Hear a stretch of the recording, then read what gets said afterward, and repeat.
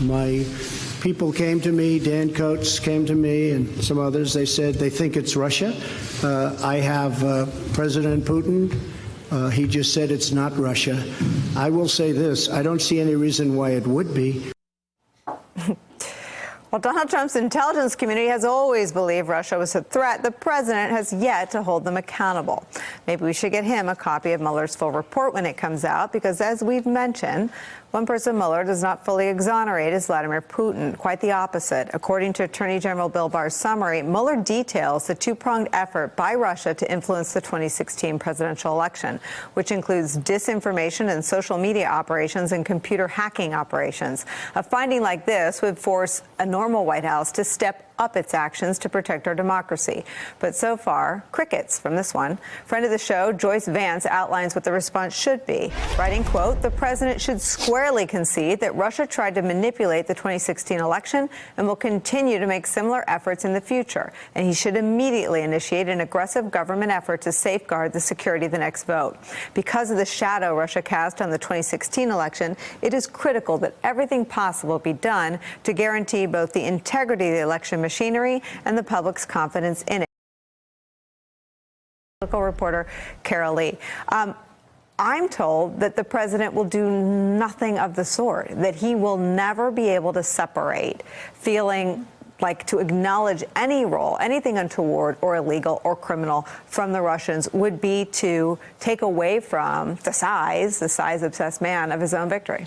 It's about him. I mean, that's just what it is. And you're absolutely right. He sees the two things as just linked together in a way that he can't separate in his mind, and that if he were to go aggressively at Russia for this, then that would somehow delegitimize himself. And so he's not. And, you know, what's interesting to talk to people around the president, particularly since the Mueller report has come out and Russia's reacted how they have,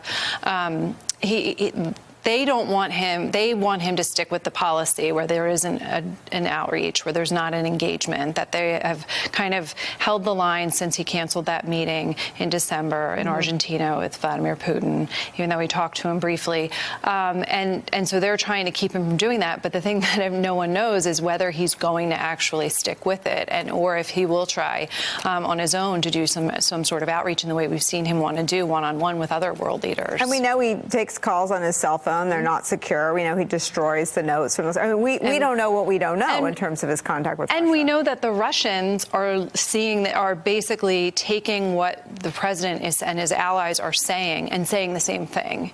You know, they're criticizing the media. They're criticizing the investigation. You know, they're almost they're in the same kind of messaging space here.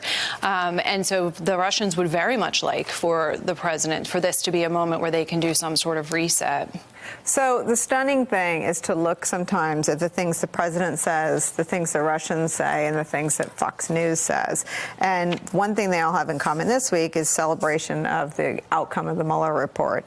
This is from Julia Davis's Twitter feed. Russia's state TV concludes the Mueller report findings cemented Trump's odds of being reelected in 2020. State TV host, I can't speak Russian yet. I'm learning, guys. Don't worry. Trump will win in this election with or without our help.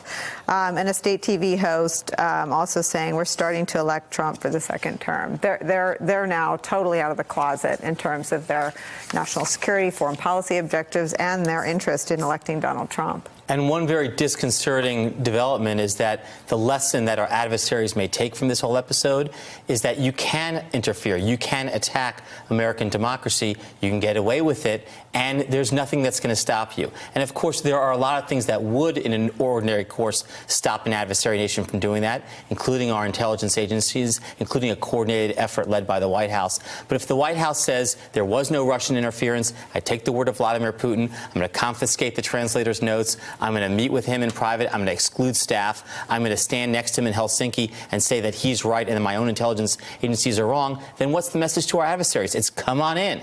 It's open season. Attack us all you want.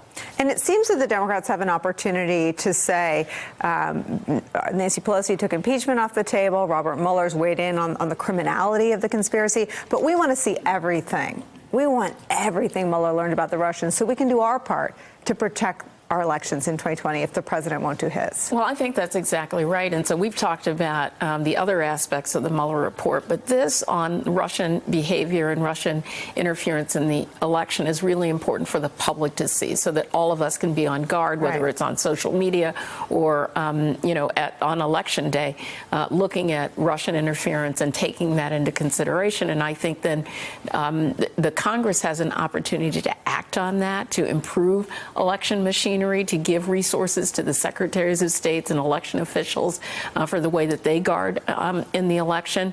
And that is all apart from investigating these other aspects of the president's behavior. Once a spinner, always a spinner, right? I mean, to me, one of the flaws in the DOJ response was that they didn't pull out the Russia findings and say Robert Mueller sat in a building and looked at the Russian interference campaign, the Russian hacking for 2 years. We're going to convene an emergency staff to take those findings and implement additional protections. We're going to come up and brief the Foreign Affairs Committees, the state election board. I mean, why didn't the Justice Department take the stuff that should be beyond partisan politics, beyond debate, and try to use Mueller's work to protect the country? Well, I don't know for sure, but I suspect it's because the Attorney General was trying to write a political document that would help the president and not write a document that was in the best interest of the country. That's really been the case since the beginning of this administration. You remember Jeff Sessions, the prior Attorney General, went up before the Hill once and was asked how many meetings you've been to talk about election security after the Russia attack. He had no answer. Chris Wray, no answer. Now retired Admiral Rogers, the Bylander said it all, slumped over his chair. None of them have been directed at the highest levels of the executive branch of government, the Oval Office, to protect the country from Russia. Right, because the president doesn't care. And I think a cynical voice would say not only does he not care, he benefited from the Russian help last time, he would welcome it again. Hey there, I'm Chris Hayes from MSNBC. Thanks for watching MSNBC on YouTube. If you want to keep up to date with the videos we're putting out, you can click subscribe just below me or click over on this list to see lots of other great videos.